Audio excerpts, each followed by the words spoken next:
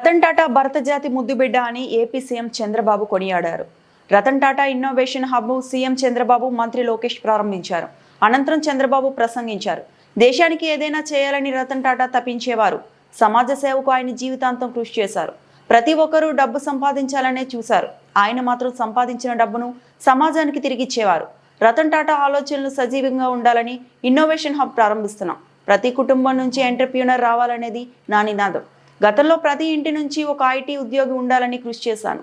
భవిష్యత్ అంతా ఐటీ రంగానిదే అని గుర్తించాను. సరైన ప్రభుత్వ విధానాలు అవలంబిస్తే ఆదాయం, సంపద వస్తుందని చంద్రబాబు అన్నారు.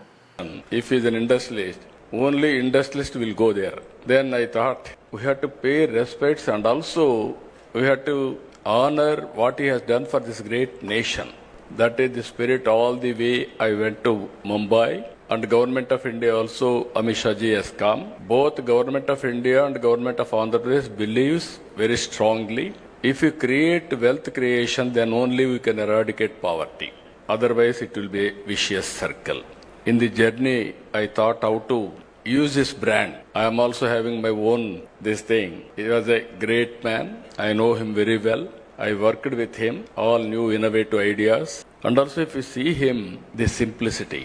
I can say very clearly that is the culture of Tata. Very simple, honest to the core.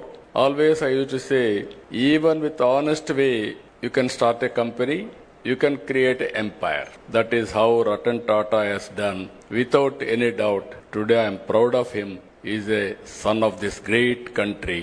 I really respect all his efforts. I met so many occasions. Simple man, high thinking, and also always you want to do something for this great nation. Just now, I heard so many people, their messages, their views, everything. This idea, how it came, I have to explain.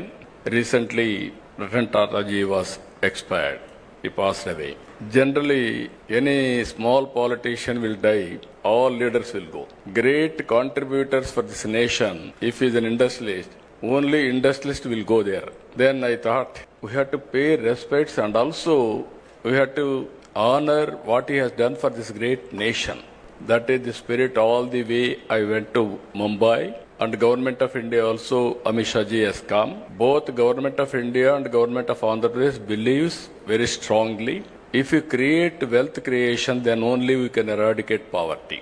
Otherwise, it will be a vicious circle. In the journey, I thought how to use this brand. I am also having my own this thing. He was a great man. I know him very well. I worked with him, all new innovative ideas. And also if you see him, the simplicity. I can say very clearly that is the culture of Tata. Very simple, honest to the core. Always I used to say, even with honest way, you can start a company, you can create an empire. That is how Ratan Tata has done. Without any doubt, today I am proud of him.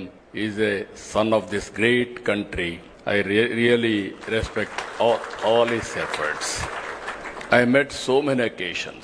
Simple man, high thinking, and also always you want to do something for this great nation. Speaker Ayyanna Patrudu camp కార్యాలయంలో బుధవారం press meet నిర్వహించి అనర్హులైన వికలాంగుల పెన్షన్లపై స్పందించారు.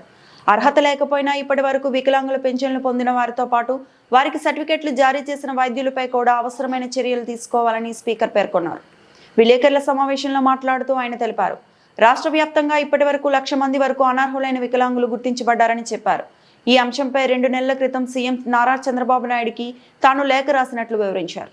నిబంధనల ప్రకారం 40% పైగా వైకల్యం ఉన్నవారిని మాత్రమే అర్హులుగా గుర్తించాల్సి ఉంటుందని, 40% కంటే తక్కువ ఉన్నవారిని అనర్హులుగా గుర్తిస్తారని స్పష్టం చేశారు.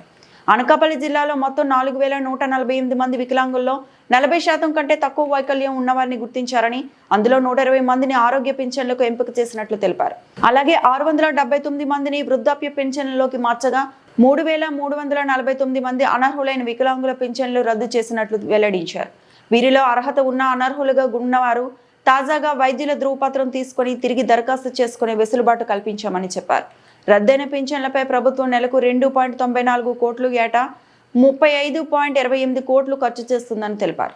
నర్సీపట్నం నియోజకవర్గంలో 742 మందిని అనర్హులుగా గుర్తించగా వారిలో 8 మందికి ఆరోగ్య పింఛన్లు, 114 మందికి వృద్ధాప్య పింఛన్లు మంజూరు చేసి 670 మంది వికలాంగుల పింఛన్లు రద్దు చేశామని ఆయన వివరించారు. వీరందరికీ నెలకి 40.20 లక్షలు, ఏటా 4.82 కోట్లు, 5 ఏళ్లకు 124 కోట్లు చెల్లింపులు జరుగుతున్నాయని చెప్పారు. ఈ నిధులతో పలు అభివృద్ధి పనులు చేపట్టే అవకాశం ఉంటుందని స్పీకర్ పేర్కొన్నారు. దాని మీద నిన్న గవర్నమెంట్ ఒక నిర్ణయం తీసుకున్నారు. ఆ నిర్ణయం ప్రకారంగా ఈ డూప్లికేట్ వికలాంగులు ఎవరైతే ఉన్నారో, డూప్లికేట్ అంటే 40% దాటాలండి. దాటిగా సర్టిఫికెట్లో ఇతనికి 40% పైనే ఉంది వికలాంగులు అని సర్టిఫికెట్ ఇస్తే పెన్షన్కి అర్హులు అవుతారు. కానీ ఇక్కడ మేము చేసిన వెరిఫికేషన్, గవర్నమెంట్ చేసిన వెరిఫికేషన్లో 40% తక్కువ ఉన్న వాళ్ళు కూడా డబ్బులు తీసుకున్నారు. అది చట్టంలో ఎక్కడా లేదు. కానీ పాత గవర్నమెంట్ ఇచ్చేసారు. వాళ్ళ సొమ్మేం పోయింది, వాళ్ళని పని తీసుకున్నారు, మొత్తం అయిపోయింది. ఇప్పుడు మన ప్రభుత్వం వచ్చిన తర్వాత ఇది చాలా అన్యాయం. నిజంగా వికలాంగులకు ఇస్తే మంచిదే. వికలాంగులు కాని వాళ్ళు కూడా దొంగ సర్టిఫికెట్ పెట్టుకొని ఇంత డబ్బు తీసుకుంటున్నారు. అంచేత దాన్ని ఎక్కడో దగ్గర కంట్రోల్ చేయాలని చెప్పి మేమందరం కూడా చెప్పడం జరిగింది. దాని గవర్నమెంట్ కూడా ఒప్పుకోవడం జరిగింది. దాని ప్రకారంగా రాష్ట్రం అంతా మీకు వస్తుంది అనుకోండి. నేను ఇక్కడ లోకల్ ఎమ్మెల్యేగా ఉన్నాను కాబట్టి అనకాపల్లి జిల్లాలో ఇటువంటి అన్నీ కలిసి 4148 మంది వికలాంగులు మరియు ఆరోగ్య పెన్షన్లు రీవెరిఫికేషన్ జరిగాయి. దాంట్లో 40% కన్నా వికలాంగులు తక్కువ ఉన్న వాళ్ళందరినీ కూడా అనర్హులుగా గుర్తించడం జరిగింది. ఇప్పుడు అనకాపల్లి జిల్లాలో 4148 మందిని అనర్హులుగా డిక్లేర్ చేయడం జరిగింది. దాంట్లో 4148 మందిలో ఇక్కడ మీకు క్లారిటీ కావాలా, 120 మంది ఆరోగ్య పెన్షన్ కూడా తీసుకుంటున్నారు. ఆరోగ్య పెన్షన్ అంటే అది అర్హత ఉన్నట్టు లెక్క. అసెంబ్లీకి వెళ్లని జగన్ కు పులివెందుల ఎమ్మెల్యే పదవి కూడా అనవసరమని తెలుగుదేశం నేత బీటెక్ రవి ధ్వజమెత్తారు. పులివెందుల శాసనసభ్యత్వానికి జగన్ రాజీనామా చేస్తే జెడ్పీటీసీ పదవి తన భార్య కూడా రాజీనామా చేస్తుందని వైసీపీ సవాల్కు ప్రతి సవాల్ విసిరారు. 2 ఎన్నికలు ఒకేసారి కేంద్ర బలగాల సమక్షంలో జరిపిద్దామని స్పష్టం చేశారు. 2024లో 11 సీట్లు వచ్చే దానికి కారణం ఈవీఎం అంటాడు. నిన్న జరిగిన దాంట్లో డిపాజిట్ కూడా రాలే. పులివెందుల జెడ్పీటీసీ డిపాజిట్ రాకుంటే దాంట్లో రిగ్గింగ్ అని ఇదని ఏవేవో కుంటి సాగులు చెప్తా ఉన్నాడు. ఈసారి మీరు రాజీనామా చేయండి, తర్వాత కేంద్ర బలగాలతో తర్వాత మళ్ళీ ఎలక్షన్ పెట్టండి, అప్పుడు చూసుకుందామని తర్వాత నువ్వు మాట్లాడిస్తా ఉన్నావు. ఎస్, నేను ఇప్పుడు కూడా చెప్తున్నా, ఆ జెడ్పీటీసీ పదవి అనేది 9 నెలలే ఉంది.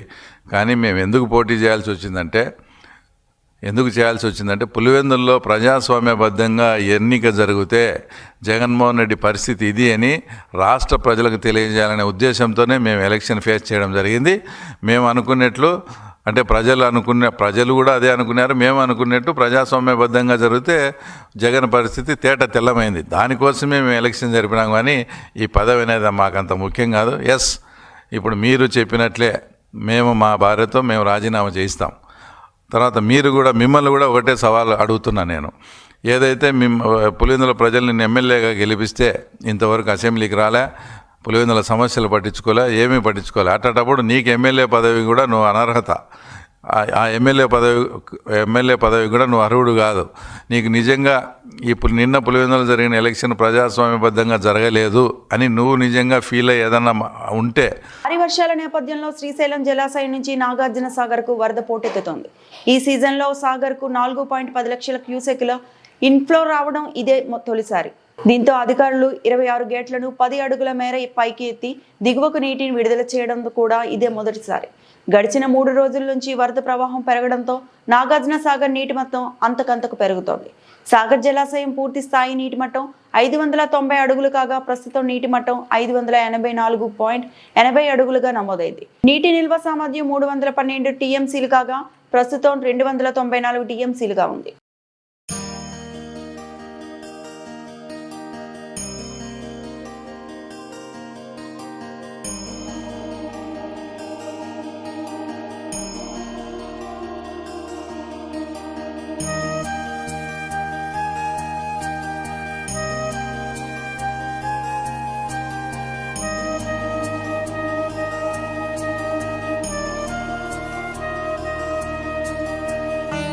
విశాఖ జిల్లా గాజువాక పరిసర ప్రాంతాల్లో అక్రమంగా డిఫెన్స్ మద్యం విక్రయిస్తున్నారని సమాచారంతో ఎక్సైజ్ టాస్క్ ఫోర్స్ పోలీసులు మంగళవారం దాడులు నిర్వహించారు.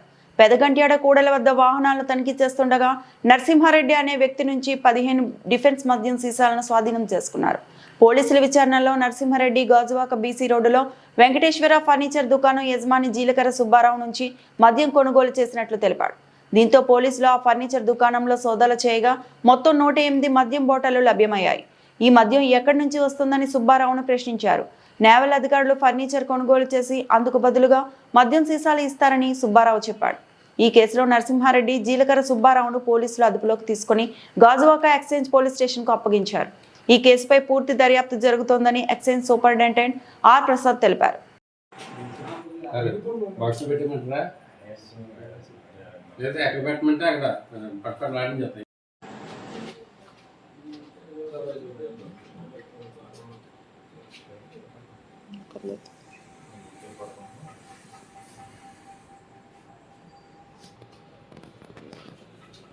ఓట్చోరీ గద్దిచౌడు కార్యక్రమంలో ర్యాలీ. అన్నమయ్య జిల్లా రాయచోటి మండలం చెక్పోస్ట్ శివాలయం వద్ద నుంచి బంగ్లా సర్కిల్ వద్దకు కాంగ్రెస్ పార్టీ శ్రేణుల ఆధ్వర్యంలో జిల్లా కాంగ్రెస్ పార్టీ అధ్యక్షుడు గాజుల భాస్కర్, రాష్ట్ర కాంగ్రెస్ పార్టీ అధ్యక్షురాలు వైఎస్ శర్మిలారెడ్డి ఆదేశాల మేరకు ఓట్చోరీ గద్దిచౌడు కార్యక్రమంలో భాగంగా ర్యాలీ నిర్వహించారు. ఈ సందర్భంగా కాంగ్రెస్ పార్టీ శ్రేణులు మాట్లాడుతూ భారతదేశానికి స్వతంత్రం వచ్చి 79 సంవత్సరాలు అవుతుంటే ఎంతో మంది అమరవీరుల త్యాగ ఫలంగా అంబేద్కర్ రాజ్యాంగ ప్రకారం ప్రజలు దేశంలో ప్రజాస్వామ్యంలో ఉంటుండగా నేడు అప్రజాస్వామికంగా ఈ కేంద్ర ప్రభుత్వం బీజేపీ భారతదేశ ప్రథమ హక్కు అయిన ఓటు హక్కును దొంగలించి ఈసీని వివిధ పార్టీ ఉన్నటువంటి హోదాను అడ్డుపెట్టుకొని వాళ్లకు ఉన్నటువంటి అధికారాన్ని దుర్వినియోగం చేసుకొని వారికి అనుకూలమైన వారిని నాయకులుగా నియమించి వారికి అనుకూలంగా ఎలక్షన్ ఫలితాలను తెచ్చుకొని దొడ్డిదారిన దొంగదారిన ఓట్లను దొంగతనం చేసి అప్రజాస్వామికంగా భారతదేశ యావత్ ప్రజలను మోసం చేస్తున్నారని మండిపడ్డారు. రిపోర్టింగ్ బై అన్నమయ్య జిల్లా స్టాపర్.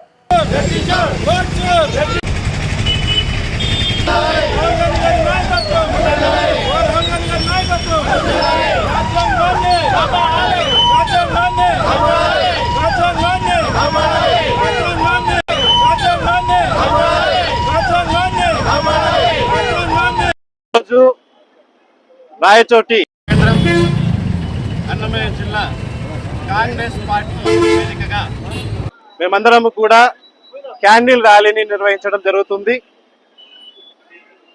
దీని యొక్క ముఖ్య ఉద్దేశం ఏంటంటే భారతదేశానికి స్వతంత్రం వచ్చి 79 సంవత్సరాలు అవుతుంటే ఎంతో మంది అమరవీరుల త్యాగ ఫలంగా ప్రజలు ఇది యొక్క దేశంలో ప్రజాస్వామ్య పరిపాలనలో ఉంటుండగా అప్రజాస్వామికంగా ఈ కేంద్ర ప్రభుత్వం బీజేపీ భారతదేశ ప్రథమ హక్కు అయినటువంటి ఓటు హక్కును దొంగలించి ఈసీని వివిధ పార్టీలలో వాళ్ళు ఉన్నటువంటి హోదాను అడ్డపెట్టుకొని వాళ్ళకు ఉన్నటువంటి అధికారాన్ని దుర్వినియోగం చేసి వాళ్ళకు అనుకూలమైనటువంటి వారిని నాయకులుగా నియమించి వారికి అనుకూలంగా ఎలక్షన్లలో ఫలితాలు తెచ్చుకొని దొడ్డదారిన దొంగదారిన ఓట్ల దొంగతనాన్ని చేసి అప్రజాస్వామికంగా భారతదేశ యావత్ ప్రజల్ని హేళన చేస్తూ తమ యొక్క నైతికత విలువలను కూడా వదిలిపెట్టి ఈరోజు భారతదేశాన్ని పరిపాలించేటువంటి దుస్థితిలోనికి తీసుకొని వచ్చింది. కాబట్టి ఈ కార్యక్రమాన్ని మేము ఆంధ్ర రాష్ట్ర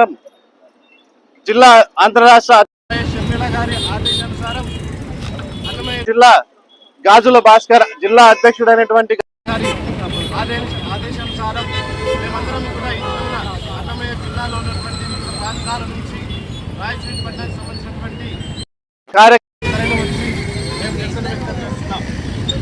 ప్రజాస్వామ్య దేశంలో ఓటు హక్కు దొంగలించబడడం అనేది అనైతికమైనటువంటి చర్య. ఒక ఎంపీ కానీ ప్రజాస్వామ్యంలో ఉన్నటువంటి ఒక నాయకుడు ఏదైతే బహిరంగ ప్రదేశాల్లో చర్చిస్తారో మాట ఇస్తారో దాన్ని అఫిడవిట్గా పరిగణించవలసినటువంటి న్యాయమూర్తులు, న్యాయ వ్యవస్థ కానీ ప్రజా పరిపాలకులు కానీ తిరిగి అఫిడవిట్ సమర్పించండి అని చెప్పడం హాస్యాస్పదమైనటువంటి విషయం. కాబట్టి దీన్ని మేము తీవ్రంగా వ్యతిరేకిస్తున్నాం. ఓట్ల దొంగతనాన్ని మేము తీవ్రంగా ఖండిస్తున్నాం. అడ్డదారిలో అధికారంలోకి వచ్చినటువంటి బీజేపీ ప్రభుత్వాన్ని మేము వ్యతిరేకిస్తున్నాం. జై కాంగ్రెస్, జై కాంగ్రెస్, జై కాంగ్రెస్. అనకాపల్లి జిల్లాలో 16 లక్షల విలువ చేసే 320 కేజీల గంజాయం పట్టివేత. అనకాపల్లి జిల్లా వి మాడుగులు మండలం ఒడిశా నుండి కొనుగోలు చేసి అక్రమంగా రవాణా చేస్తూ శంకరం పంచాయతీ గిరిజన గ్రామమైన ఓడరేవు సమీపాన వీరు పట్టుబడ్డారు. సుమారు 16 లక్షల విలువ చేసిన 320 కేజీల గంజాయితో పాటు 16 మందిని ముద్దాయిలను అదుపులోకి తీసుకున్న పోలీసులు.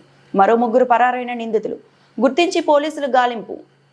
ఒక ఆటో 3 ద్విచక్ర వాహనాలు సీజ్ చేశామని డీఎస్పీ శ్రావణి వెల్లడి. గంజాయి ముఠాను పట్టుకోవడానికి శ్రమించిన ఎస్ఐ నారాయణరావును అభినందిస్తూ 4 పోలీసులకు రివార్డ్స్ అందజేసిన డీఎస్పీ శ్రావణి. కూడా సీజ్ చేయడం జరిగింది. వీళ్ళంతా హెడ్ లోడ్ వేసుకుని కూలి పనికి అనేసి క్యారీ చేసుకుంటూ వెళ్తున్నారు గాంజా. అప్పుడు బేస్డ్ ఆన్ రిలయబుల్ ఇన్ఫర్మేషన్ మనం వాళ్ళని క్యాచ్ చేయడం జరిగింది.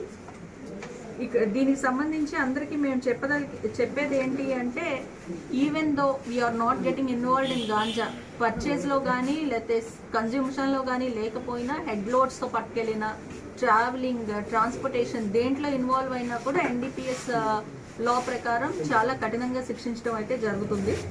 అండ్ ఇందులో A1 అయితే ఎవరున్నారో అతనికి ఆల్రెడీ ఎన్డీపీఎస్ కేసు ఉంది. A2 కూడా ఆల్రెడీ ఒక 4 ఎన్డీపీఎస్ కేసెస్ అతని పైన ఉన్నాయి. సో ఇప్పుడు వీళ్ళు ఎవరైతే ఉన్నారో వీళ్ళ మీద financial investigation and PIT NDPS అది కూడా ఇనిషియేట్ చేయడం అయితే జరుగుతుంది. సో దీంట్లో శ్రీ తుహిన్ సిన్హా ఐపీఎస్ ఎస్పీ గారి ఆదేశాల మేరకు not just check post, alternative routes, head loads, తర్వాత డైనమిక్ చెక్ పాయింట్స్ ఇవన్నీ యూజ్ చేసుకుని కూడా ఈ మధ్య గాంజా క్యాచ్ చేయడం జరుగుతుంది.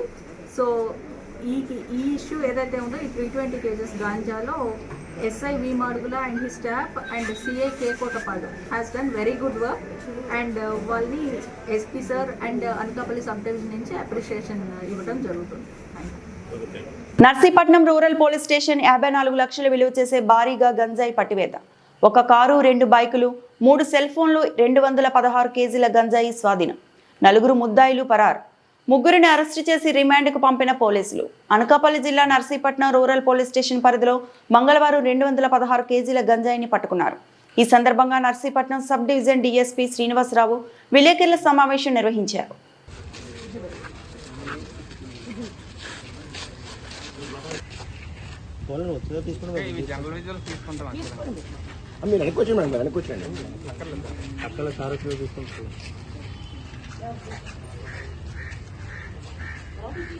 డిఎస్పీ గారు వస్తారు మరి మీరు విజువల్ తీసుకోండి.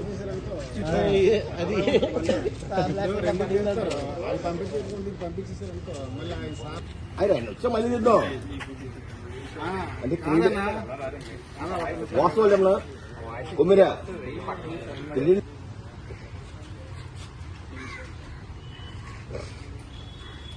అదే వైజాగ్ బిర్యానీ పెట్టాడు.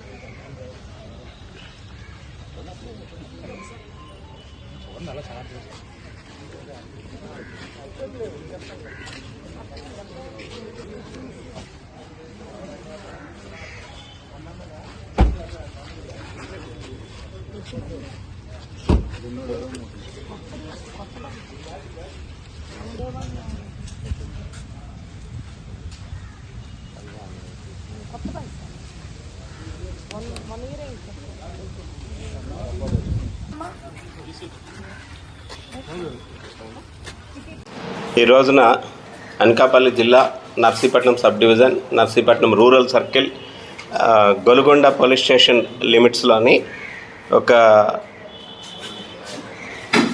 216 కేజీల గాంజాయిని పట్టుకోవడం జరిగిందండి. దాంట్లో ఒక కారు ప్లస్ 2 బైక్స్ సీజ్ చేయడం జరిగింది. ఈ వివరాలు ఏంటంటే, మన అనకాపల్లి జిల్లా ఎస్పీ గారు ఇచ్చిన సమాచారం మేరకు నర్సీపట్నం రూరల్ ఇన్స్పెక్టర్ గారు రేవతమ్మ గారు, Narsipatnam rural SI Rajarao, Golugonda SI Ramarao గారు మరియు సిబ్బంది వీళ్ళంతా కూడా గొలుగొండ మండలంలోని కొమిరి దగ్గర నిఘా వేస్తున్నారండి. నిఘా వేస్తుండగా అట్నుంచి ఒక కారు, దానికి ఒక 2 బైక్స్ అడ్వాన్స్ పైలట్ చేసుకుంటూ వస్తున్నాయి. ఇప్పుడైతే మన పోలీస్ ఇంటర్సెప్ట్ చేయడం జరిగింది. అడ్వాన్స్ పైలట్గా వస్తున్న ఒక Apache bike, Suzuki Gixxer bike మీద ఒక వ్యక్తి వెంటనే బండి వదిలేసి దూకి పారిపోయాడు. అలాగే పైలటింగ్ చేస్తున్న వెహికల్ కూడా ఒక bike AP31 CM 2708 TVS bike, అందులో 2 వస్తున్నారు. 2లో ఒక వ్యక్తిని మనం ఇంటర్సెప్ట్ చేయడం జరిగింది, ఒక వ్యక్తి పారిపోయారు. అలాగే కార్ను కూడా మనం ఆపి చెక్ చేస్తే కారులో సుమారుగా 9 బస్తాలు గంజాయి, దాన్ని వెయ్యింగ్ వేస్తే ఒక్కొక్క బస్తాలు 24 కేజీలు చొప్పున 216 కేజీల గంజాయి మనకి దొరికిందండి. దీన్ని యాక్చువల్గా మనం ఈరోజు ఈ గంజాయిని మనం అరెస్ట్ చేస్తున్న వ్యక్తులు ఎవరైతే డెస్టినేషన్ పాయింట్ ఉందో తరుణ్ కుమార్ అని చెప్పేసి, ఈయనది బూడూరు గ్రామం, తిరువల్లూరు, తమిళనాడు అండి. ఈయన ఓల్డ్ అఫెండర్, ఈయన మీద కూడా కేసులు ఉన్నాయి. అలాగే తమిళనాడు నుంచే వచ్చిన A7 అండి, దినేష్ అని చెప్పేసి, ఈయన కూడా అక్కడ చిత్తూరు దగ్గర నుంచి వచ్చాడు. ఈయన మీద కూడా కేసులు ఉన్నాయి. ఈయన ప్లస్ ఇక్కడ మన దగ్గర పైలట్ చేస్తున్న వ్యక్తి మరియు సోర్స్ రాజారావు, ఈయనది చింతపల్లి మండలం అంటే ఈయన మీద కూడా కేసులు ఉన్నాయండి. వీళ్ళంతా కలిసి ఏంటంటే ఈ సరుకుని జాన్బాయ్ అని ఒరిస్సాలోని చిత్రకొండ దగ్గర జాన్బాయ్ దగ్గర నుంచి కొని అక్కడి నుంచి పూర్తిగా మోతతో 3 రోజులు 16, 17, 18 3 రోజుల పాటు మోసుకుంటూ రోలుగుంట లిమిట్స్లోని ఒక విలేజ్లో, బుచ్చంపేట విలేజ్ దగ్గరలో వీళ్ళు డంప్ చేశారండి. డంప్ చేసిన తర్వాత వీళ్ళకి ఇన్ఫర్మేషన్ ఎవరైతే ఈ తమిళనాడు వాళ్ళకి ఉన్నదో వాళ్ళకి ఇన్ఫర్మేషన్ ఇస్తే వాళ్ళు కారు వేసుకొని వచ్చారు. అక్కడి నుంచి ఆ డంప్ని ఈ కారులో ఎక్కించి తీసి పట్టుకోవడం జరిగింది. ఈ కేసులో ఇంకా ఇంపార్టెంట్ ముద్దాయిలు ఉన్నారండి, వాళ్ళని అరెస్ట్ చేయాల్సిన అవసరం ఉంది. ఎవరైతే సోర్స్ ఉన్నారో సోర్సు, మీడియేటరు, ప్లస్ అందులో ఎవరైతే ఈ మీడియేటర్ ఉన్నాడో ఆయన మీద 4 కేసుల వరకు గంజాయి కేసులు ఉన్నాయండి. ఒక అటెంప్ట్ మర్డర్ కేసు ఉంది, ఒక ఫోక్సో కేసు ఉంది. ఆయన మీద రౌడీ షూట్ కూడా ఒక దగ్గరలో ఉన్న ఒక నియరెస్ట్ సర్కిల్లో ఉన్న ఒక పోలీస్ స్టేషన్ లిమిట్స్లో రౌడీ షూట్ కూడా ఉంది. అలాగే ఇంకా కొంతమందిని కూడా మేము అరెస్ట్ చేయాల్సి వచ్చింది. ఈ కేసులో అరెస్ట్ చేయాల్సి ఉంది. అయితే ఈ కేసులో ఇప్పటివరకు మనం సీజ్ చేసిన గాంజా తాలూకా వాల్యూ తీసుకుంటే సుమారుగా ఓపెన్ మార్కెట్లో 54 లక్షల రూపాయలు గాంజా ఉంటుంది. అట్లాగే ఈ కార్, 2 బైక్స్, అలాగే నిందితుల దగ్గర నుంచి ఒక 3 ఫోన్లు కూడా సీజ్ చేస్తామండి. ఇందులోని ఈ కేసులో చాలా చాకచక్యంగా వర్క్ చేసిన రేవతమ్మ ఇన్స్పెక్టర్ గారు, అలాగే గొలుగొండ ఎస్ఐ రామారావు గారు, Rajarao rural SI, Narsipatnam rural SI గారు, అలాగే స్టేషన్ సిబ్బంది వాసుబాబు, హెడ్ కానిస్టేబుల్ సాయి సురేష్, నగేష్, త్రిమూర్తులు, వీళ్ళందరూ కూడా చాలా పకడ్బందీగా చాలా నైపుణ్యంతో వాళ్ళని క్యాచ్ చేయడం జరిగింది. క్యాచ్ చేసి ఈరోజు వీళ్ళని ముద్దాయిలందరూ కూడా కేసు రిజిస్టర్ చేసి గొలుగొండ పోలీస్ స్టేషన్లో కేసు రిజిస్టర్ చేసి అరెస్ట్ చేయడం జరిగింది. వీటిని కోర్టులో ప్రొడ్యూస్ చేయడం జరుగుతుంది. ఈ విషయం ఎప్పుడైతే ఎస్పీ గారికి మేము తెలియజేస్తామో ఈ విధంగా గంజాయి పట్టుకున్నారు సార్ అని చెప్పేసి, దాంతో ఎస్పీ గారు కూడా అప్రిషియేట్ చేశారు. టీం అంతా కూడా రేపు రాబోయే క్రైమ్ మీటింగ్లో కూడా అందరికీ కూడా అప్రిషియేషన్ సర్టిఫికెట్స్ ఇస్తామని చెప్పేసి తెలియజేయడం జరిగింది. అట్లాగే ఈ టీం ఎవరైతే పార్టిసిపేట్ చేస్తారో వాళ్ళందరికీ కూడా నేను కూడా అప్రిషియేట్ చేస్తున్నాను. ఏలూరు జిల్లా జంగారెడ్డిగూడెంలో నకిలీ మద్యం అమ్మకాల వ్యవహారం కలకలం సృష్టించింది. జంగారెడ్డిగూడెం మండలం వేగవరంలో నకిలీ మద్యాన్ని తయారు చేసి బెల్ట్ షాపులకు అమ్ముతున్న 2 వ్యక్తులను అరెస్టు చేయడంతో బండారం బయటపడింది. వేగవరంకు చెందిన 2 అన్నదమ్ములు గత కొంతకాలంగా నకిలీ మద్యం తయారు చేస్తున్నట్లు అధికారులు వెల్లడించారు. 99 బ్రాండ్ మద్యం బాటిళ్లను షాపులో కొనుగోలు చేసి దానిలో 30 ml లిక్కర్ను బయటకు తీసి కొనుగోలు చేసిన క్యాప్లతో సీల్ వేసి బెల్ట్ షాపులలో అమ్మేసుకుంటున్నారని అధికారులు తెలిపారు. నకిలీ మద్యం తయారీదారుల వద్ద నుండి 20,000 మద్యం బాటిళ్లు, క్యాపులు, సుమారు 600కు పైగా ఖాళీ మద్యం బాటిళ్లు, 96 నకిలీ మద్యం బాటిళ్లు అధికారులు స్వాధీనం చేసుకున్నారు. ఈరోజు అంటే ఇవాళ 19 ఆగస్టు 2025 నాడు ఉదయం తెల్లారుజామున 5 గంటల నుంచి 5:30 మధ్యలో మేము పుట్లగొట్లగూడెం గ్రామ పరిధిలో గ్రీన్ఫీల్డ్ హైకి దగ్గరలో అక్కడ పెట్రోల్ బంక్ ఉంది. ఆ పక్కన మేము వెహికల్స్ వచ్చే పొద్దున పూట వచ్చే వెహికల్స్ అన్ని చెక్ చేస్తున్నాం. అదే మాకున్న ఒక రిలయబుల్ ఇన్ఫర్మేషన్ ప్రకారం ఒక వ్యక్తి మందు తరలిస్తున్నాడని చెప్పి మాకు ఇన్ఫర్మేషన్ ఉంది ఎన్ఫోర్స్మెంట్ ఏలూరు వారికి. ఆ ఇన్ఫర్మేషన్ మీద బేసింగ్ అని మేము చెక్ చేస్తున్నప్పుడు అక్కడ ఒక 2-వీలర్లో వ్యక్తి వస్తున్నాడు. అతను ఆఫ్ చేసాం. ఆఫ్ చేసినప్పుడు అతను దగ్గర కాళ్ళ దగ్గర బండిలో 2 అట్టపెట్లు ఉన్నాయి. మమ్మల్ని చూసి అతను కంగారు పడి బ్యాక్ చేయడానికి ట్రై చేస్తుంటే మా స్టాఫ్, మా సిఐ గారు, మరి స్టేషన్ సిఐ గారు మేము అందరం కలిసి అతను ఆఫ్ చేసి ఆ 2 పెట్లు చెక్ చేస్తే దాంట్లో లిక్కర్ బాటిల్స్ ఉన్నాయి. అందులో ఒకటి 99 ఎఫోర్డబుల్ లిక్కర్ ఒకటి ఉంది, అంటే తక్కువ రకం ఉంది. ఇంకోటి ఏమో ఓల్డ్ అడ్మిరల్ బ్రాండ్ అని ఒక బ్రాండ్ ఉంది. దాని మీద హీల్ కోడ్స్ ఏమీ లేవు. మాకు డౌట్ వచ్చి ఎక్కడికి తీసుకెళ్తాం ఏంటి ఎక్కడి నుంచి వచ్చినాయి అని అతను అడిగితే అతని పేరేమో నూతి మధు అన్నాడు. రామకృష్ణ తండ్రి పేరు, వయసు 26 సంవత్సరాలు. అతనిది వేగవరం గ్రామం. గతంలో అతను బ్రాండ్ షాపుల్లో పనిచేసిన అనుభవం ఉంది.